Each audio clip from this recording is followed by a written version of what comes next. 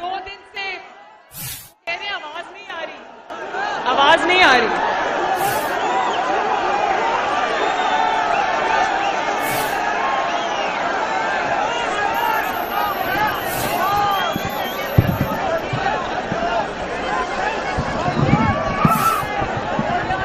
अब आ रही है आवाज?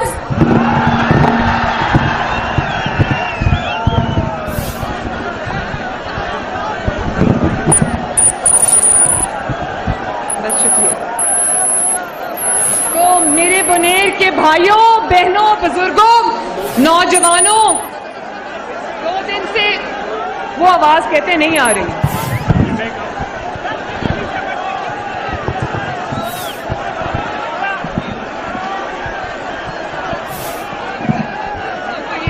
इधर रखी भी आवाज नहीं आ रही ना।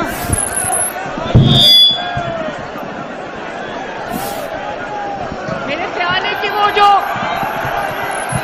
बुलेट प्रूफ शीशा हटाया है तो शायद माइक्स खराब हो गए, तारें खराब हो गई हैं इसकी।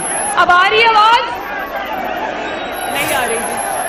क्या फायदा हुआ बात करने का, आवाज ही नहीं आ रही।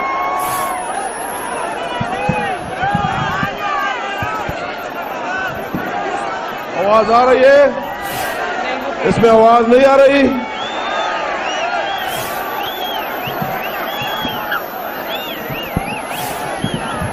डीजे को बुलाएं।